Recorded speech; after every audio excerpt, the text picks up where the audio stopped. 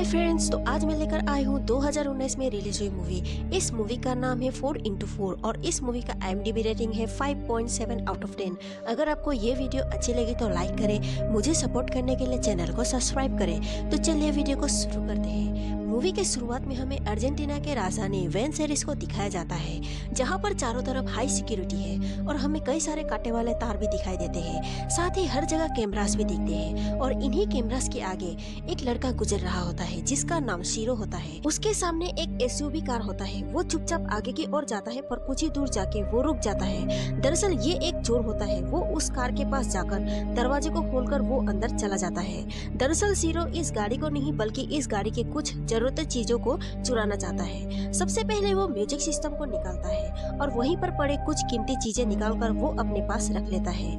इसके बाद वो गाड़ी के पीछे वाली सीट पर पेशाब कर देता है, जिससे कि हमें पता चलता है कि उसको किसी से डर नहीं, ना तो उस गाड़ी के मालिक से और ना ही पुलिस से। जब उसका काम खत्म हो गया तो वो बाहर निकलने के लिए दरवाजे को खोल रहा होता है, पर कार का दरवाजा नहीं खुलता, यानी कि दरवाजा लॉक हो गया होता है। इसके बाद वो अपने पैर से शीशे को तोड़ने की कोशिश करता है, लेकिन कई कोशिश करने के बावजूद भी वो फ्रंट ग्लास नहीं टूटता और अब वो गाड़ी के टायर खुलने वाले रेंज को निकालकर फ्रंट शीशे पर कई बार मारता है, लेकिन इसका कोई भी फायदा नहीं होता। तो उसे कुछ भी समझ में नहीं आ रहा होता, इसलिए दरवाजे के लॉक वाले दौड़ के प्लास्टिक को वो खोलता है। जब वो ऐसा कर रहा होता है तभी उसका हाथ कट जाता है, जो कि शीरो की परेशानियां अब भी और भी ज्यादा बढ़ जाती है। इसलिए वो पिछले वाले सीट पर चला जाता है जहाँ पर उसने पेशाब किया था। वहाँ पर जाकर वो एक गन निकाल लेता है, तो वो उस गन से फ्रंट ग्लास पर शूट करता है, लेकिन बुलेट ग्लास से टकराकर सीधा उसके पैर पर लग जाती है, जिससे उसके पैर भी जख्मी हो जाता है।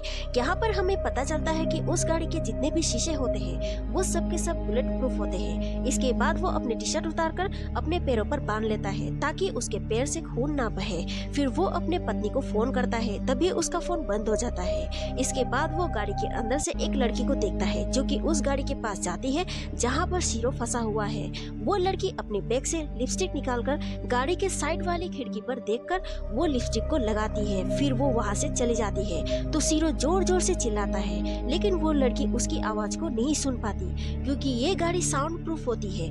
पर इस गाड़ी के अंदर बैठकर बाहर सब कुछ देख सकते हैं, लेकिन गाड़ी के बाहर से कुछ दिखाई नहीं दिया जाता, जो कि इस गाड़ी के शीशे काले हैं। इसीलिए वो ये सोचता है कि अब वो क्या करेगा। इसी बीच उसे प्यास भी लगती है, तो उसके पास रही पेप्सी को वो पूरा का पूरा पी जाता है। अब धीरे धीरे दिन ढल जाता है और रात हो जाती है। अब शीरो को बहुत प्यास लगी हुई होती है, तो वो बारिश के पानी को खिड़की के ग्लास से पीने की कोशिश करता है, पर वो बारिश के पानी को नहीं पी सकता, क्योंकि यहाँ पर वो बहुत बुरी तरीके से फंसा हुआ होता है।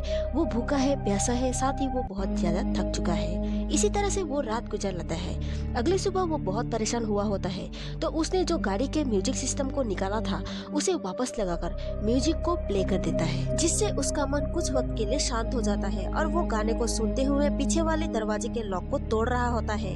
तभी म्यूजिक बंद हो जाता है और अचानक से फोन आ जाती है, जो कि ये फोन इस गाड़ी के मालिक की होती है। शीरो उसके फोन को उठाता है और उस गाड़ी के मालिक शीरो को कहता है कि मेरा नाम एंड्रिक है, मैं एक डॉक्टर हूँ, ये मेरी गाड़ी है जिसमें मैंने बहुत सारे सिक्योरिटीज लगा रखे हैं, जिन्हें मैं कहता हूँ 4x4। बाहर से ना कोई तुम्हें देख सकता है और ना ही तुम्हारे आवाज को कोई सुन सकता है। साथ ही ये गाड़ी पूरी तरह से बुलेट प्रूफ है। इस गाड़ी से निकलने का एक ही रास्ता है, वो है नीचे टैंक से। अगर तुमने ऐसा किया तो मैं इस गाड़ी को ब्लास्ट कर दूंगा, क्योंकि टैंक के नीचे मैंने एक्सप्लोजिव लगा रखी है। अब एंड्रिक शीरो को अपनी पर्सनल बातें भी बताता है। वो बताता है कि मेरी पत्नी अब इस दुनिया में नहीं है और मेरी ग्रैंडचाइल्ड मेरे साथ ही रहते हैं और मुझे बहुत गंभीर बीमारी है। अब मैं कुछ ही महीनों में मर जाऊंगा। मगर शीरो को एंड्रिक के बातों से कोई फर्क नहीं पड़ता, लेकिन शीरो एंड्रिक को धमकी देता है और वो कहता है कि मुझे यहाँ से जल्दी निकालो। अगर तुमने मुझे यहाँ से नहीं निकाला तो मैं तुम्हारे परिवार को और तुम्हें मार दूंगा। पर एंड्रिक को उसके बातों से कोई भी फर्क नहीं पड़ रहा था, क्योंकि एंड्रिक बिल्कुल पागल हो चुका था। अब शीरो एंड्रिक से कहता है कि मुझे बहुत गर्मी लग रही है, तुम मुझे इसी वक्त गाड़ी से निकालो।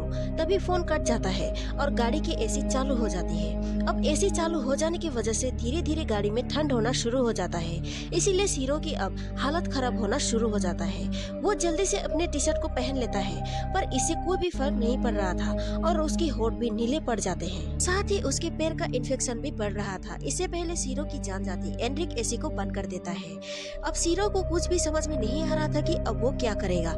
इसके बाद वो देखता है तो एक पुलिस की गाड़ी उसके पास आ रही है। वो पुलिस वाले को बहुत आवाज लगाता है, लेकिन पुलिस वाला ना तो उसको देख सकता है ना ही उसकी आवाज को सुन सकता है। दरअसल पुलिस वाला उस गाड़ी के चालान को काटने आया होता है, क्योंकि ये गाड़ी गलत जगह पर रखा हुआ था जहाँ पर नो पार्किंग लिखा हुआ था, और पुलिस वाला वहाँ से चला जाता है। तभी वहाँ पर एक चोर आ जाता है जो गाड़ी के दरवाजे को खोलने की कोशिश करता है, लेकिन उस चोर को आसपास के लोग देख लेते हैं और उसका पीछा करते हैं। हालांकि चोर वहाँ से भाग जाता है, लेकिन अब पुलिस वाला वहाँ पर आ चुकी है। गाड़ी के आसपास कई लोग होते हैं, लेकिन किसी को भी नहीं पता है कि इस गाड़ी के अंदर कोई फंसा हुआ है, इसीलिए सबके सब यहाँ से चले जाते हैं। अब एक बार फिर से एनरिक सीरो को फोन करता है और वो सीरो को कहता है कि तुम्हारा आईडी नंबर और तुम्हारा पूरा नाम क्या है। सीरो उसे सब कुछ कह देता है और उसके बदले में उसे मिलता है पानी, जो कि गाड़ी साफ करने वाली होती है। वो उस पानी को एक बोतल में भर लेता है।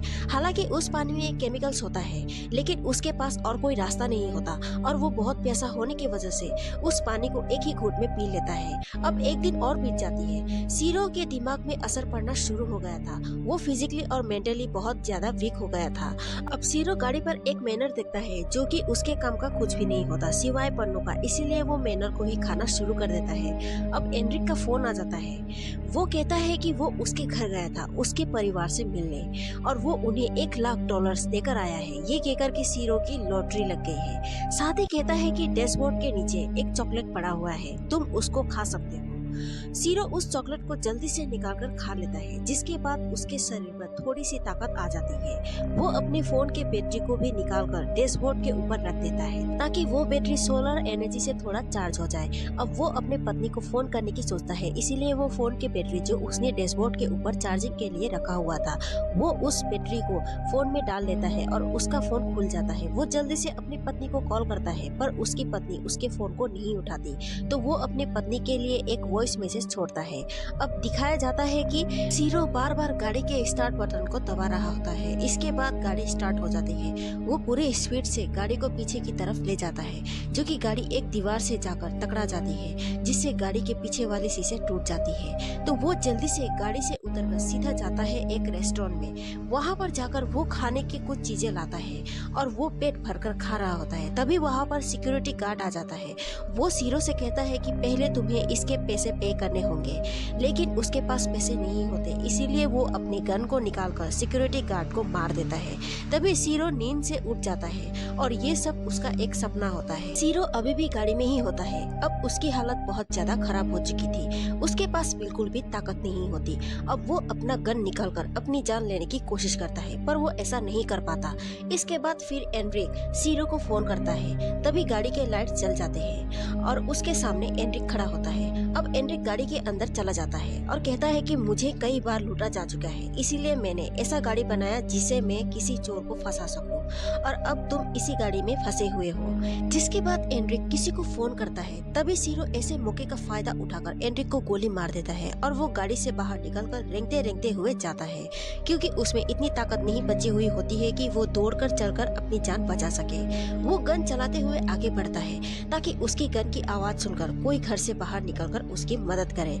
तभी एनरिक सीरो के पास आ जाता है। दरअसल एनरिक को गोली छूकर लगी हुई होती है। वो सीरो के हाथों से गन छीनकर उसे बहुत मारता है। तभी वहाँ पर एक पुलिस ऑफिसर एनरिक को ऐसा करते हुए देख लेता है और एनरिक उसे फिर से वापस गाड़ी के अंदर ले जा रहा होता है। तभी पुलिस वाला कहता है कि उसे छोड़ दो, लेकिन एनरिक सीरो को गन पॉइंट में ले लेता है और वो पुलिस ऑफिसर को कहता है कि ये एक चोर है, इसने मेरे एसयूवी चुराने की कोशिश करी, इसने मेरे मुंह पर गोली चलाई और इसे मैं खुद ही निपट लूंगा, ये तुम्हारा प्रॉब्लम नहीं है। लेकिन पुलिस ऑफिसर कहता है कि तुम उसे छोड़ दो, पर एनरिक पुलिस ऑफिसर की बात को नहीं मानता।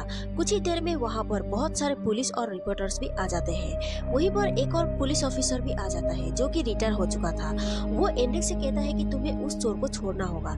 एनरिक कहता है कि ये मेरा प्रॉब्लम है और पुलिस वाले अपना काम सही ढंग से नहीं करते, इसी वजह से ऐसे चोर आराम से घूमते फिरते हैं और मैं जो भी कर रहा हूँ बिल्कुल ठीक कर रहा हूँ। तभी वहाँ पर जितने भी लोग होते हैं उसमें से आधे लोग एनरिक के साइड पे होते हैं और वो लोग कहते हैं कि एनरिक बिल्कुल ठीक कह रहा है और वो लोग चाहते हैं कि एनरिक सीरो को मार दे, और उनमें से आधे लोग ये कह रहे थे कि एनरिक सीरो को छोड़ दे। पर यहाँ जो रिटायर ऑफिसर होता है वो एंड्रिक को कहता है कि तुम एक एजुकेटेड इंसान हो, तुम कानून को अपने हाथ पर नहीं ले सकते, तुम्हें उसे छोड़ देना चाहिए। इसके बाद वो सीरो को छोड़ देता है और एंड्रिक अपने गाड़ी में बैठ जाता है और अपने फोन पर एक टाइमर चलाता है।